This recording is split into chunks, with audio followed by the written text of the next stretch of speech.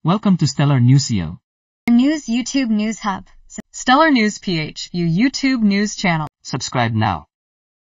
Dito sa Stellar Network ay siguradong updated ka sa showbiz news at iba pa. Kaya kung first time mo dito ay mag-subscribe ka na. Si Janine Gutierrez ay opisyal na inanunsyo bilang calendar girl ng Asia Brewery para sa taong 2025, isang malaking karangalan na nagpapatunay sa kanyang pagiging isa sa pinaka-pinagkakatiwalaan at hinahangaang personalidad sa industriya. Sa proyektong ito, ipapakita ni Janine ang kanyang natural na ganda, elegance, at pagiging kumpiyansa na sumasalamin sa mga pangunahing katangian ng modernong kababaihan.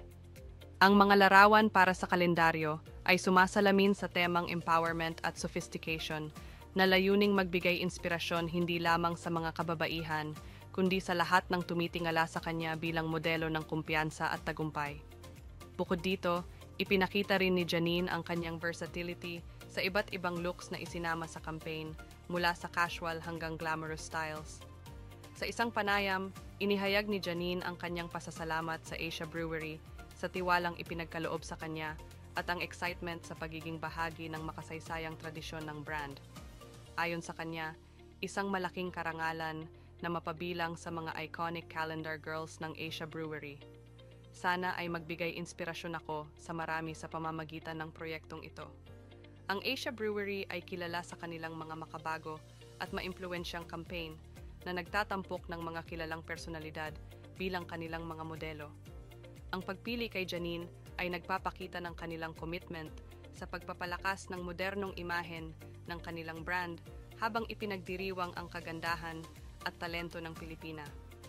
Bukod sa kanyang bagong papel bilang calendar girl, patuloy na namamayagpag si Janine sa kanyang career bilang actress at endorser na may mga proyektong inaabangan ng kanyang mga tagahanga.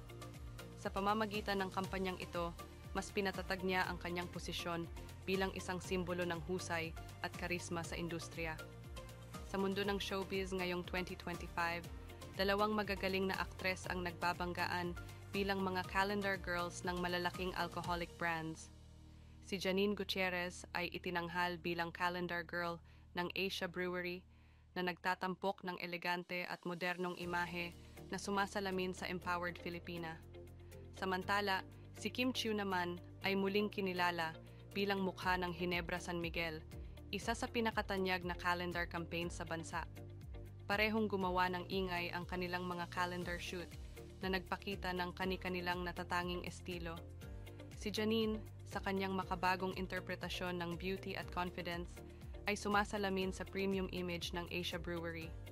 Sa kabilang banda, ang classic charm at pagiging relatable ni Kim ay patuloy na umaantig sa puso ng masa, lalo na't naging simbolo na siya ng iconic Ginebra calendar. Ang kompetisyon na ito ay hindi lamang tungkol sa kung sino ang mas mahusay bilang calendar girl, kundi pati na rin kung paano nila nadadala ang kani-kanilang brand. Ang kanilang mga fans ay excited sa mga ilulunsad pang promotional materials at kung paano nila ipapakita ang kanilang uniqueness. Bagamat magkaribal sa larangan ng endorsements, parehong nagpapamalas sina Janine at Kim ng kagalingan na nagtatakda ng mataas na pamantayan sa industriya. Ang friendly rivalry na ito ay nagpapakita rin kung paano patuloy na umuunlad ang karera ng dalawang aktres. Sa gitna ng kompetisyon, ipinapakita nina Janine at Kim na hindi lamang sila magagaling na artista, kundi effective brand ambassadors na kayang magbigay buhay sa iba't ibang produkto.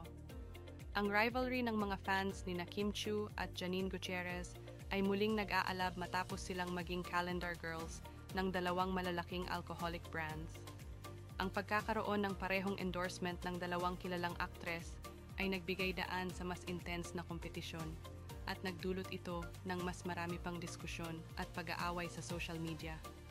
Habang ang bawat isa ay nagtatanggol at nagpupromote ng kanilang idolo, hindi maiiwasan ang pag-usbong ng matinding tensyon sa pagitan ng kanilang mga taga-suporta na nagsisilbing pansamantalang labanan ng mga fans sa online world. Sa kabila nito, pareho pa ring ipinagmamalaki ni Kim at Janine ang kanilang mga tagumpay at ang kanilang pagiging bahagi ng mga top brands sa bansa. Si Janine Gutierrez ay opisyal na inanunsyo bilang calendar girl ng Asia Brewery para sa taong 2025, isang malaking karangalan na nagpapatunay sa kanyang pagiging isa sa pinaka-pinagkakatiwalaan at hinahangaang personalidad sa industriya. Sa proyektong ito, ipapakita ni Janine ang kanyang natural na ganda, elegance, at pagiging kumpiyansa na sumasalamin sa mga pangunahing katangian ng modernong kababaihan. Ang mga larawan para sa kalendaryo ay sumasalamin sa temang empowerment at sophistication na layuning magbigay inspirasyon hindi lamang sa mga kababaihan, kundi sa lahat ng tumitingala sa kanya bilang modelo ng kumpiyansa at tagumpay. Bukod dito, ipinakita rin ni Janine ang kanyang versatility sa iba't ibang looks na isinama sa campaign, mula sa casual hanggang glamorous styles. Sa isang panayam, inihayag ni Janine ang kanyang pasasalamat sa Asia Brewery sa tiwalang ipinagkaloob sa kanya at ang excitement sa pagiging bahagi ng makasaysayang tradisyon ng brand. Ayon sa kanya, isang malaking karangalan na mapabilang sa mga iconic calendar girls ng Asia Brewery. Sana ay magbigay inspirasyon ako sa marami sa pamamagitan ng proyektong ito. Ang Asia Brewery ay kilala sa kanilang mga makabago at maimpluwensyang campaign na nagtatampok ng mga kilalang personalidad bilang kanilang mga modelo. Ang pagpili kay Janine ay nagpapakita ng kanilang commitment sa pagpapalakas ng modernong imahen ng kanilang brand habang ipinagdiriwang ang kagandahan at talento ng Pilipina. Bukod sa kanyang bagong papel bilang calendar girl, patuloy na namamayagpag si Janine sa kanyang career bilang actress at endorser na may mga proyektong inaabangan ng kanyang mga tagahanga. Sa pamamagitan ng kampanyang ito, mas pinatatag niya ang kanyang posisyon bilang isang simbolo ng husay at karisma sa industriya. Sa mundo ng showbiz ngayong 2025, dalawang magagaling na aktres ang nagbabanggaan bilang mga calendar girls ng malalaking alcoholic brands. Si Janine Gutierrez ay itinanghal bilang calendar girl ng Asia Brewery na nagtatampok ng elegante at modernong imahe na sumasalamin sa empowered Filipina. Samantala, si Kim Chiu naman ay muling kinilala bilang mukha ng Ginebra San Miguel, isa sa pinakatanyag na calendar campaign sa bansa. Parehong gumawa ng ingay ang kanilang mga calendar shoot na nagpakita ng kani-kanilang natatanging estilo. Si Janine, sa kanyang makabagong interpretasyon ng beauty at confidence, ay sumasalamin sa premium image ng Asia Brewery. Sa kabilang banda, ang classic charm at pagiging relatable ni Kim ay patuloy na umaantig sa puso ng masa, lalo na't naging simbolo na siya ng iconic Ginebra calendar. Ang kompetisyon na ito ay hindi lamang tungkol sa kung sino ang mas mahusay bilang calendar girl, kundi pati na rin kung paano nila nadadala ang kani-kanilang brand. Ang kanilang mga fans ay excited sa mga ilulunsad pang promotional materials at kung paano nila ipapakita ang kanilang uniqueness. Bagamat magkaribal sa larangan ng endorsements, parehong nagpapamalas sina Janine at Kim ng kagalingan na nagtatakda ng mataas na pamantayan sa industriya. Ang friendly rivalry na ito ay nagpapakita rin kung paano patuloy na umuunlad ang karera ng dalawang aktres.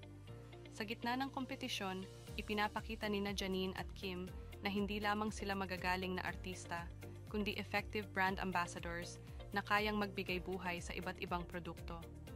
Ang rivalry ng mga fans ni Kim Chiu at Janine Gutierrez ay muling nag-aalab matapos silang maging calendar girls ng dalawang malalaking alcoholic brands. Ang pagkakaroon ng parehong endorsement ng dalawang kilalang aktres ay nagbigay daan sa mas intense na kompetisyon at nagdulot ito ng mas marami pang diskusyon at pag-aaway sa social media.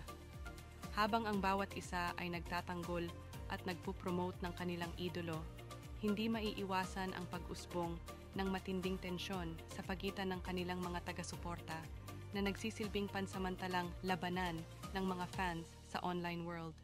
Sa kabila nito, pareho pa ring ipinagmamalaki ni Kim at Janine ang kanilang mga tagumpay at ang kanilang pagiging bahagi ng mga top brands sa Ano ang masasabi nyo sa issue natin today? Feel free to comment your This has been Angelo, hanggang sa susunod na balita.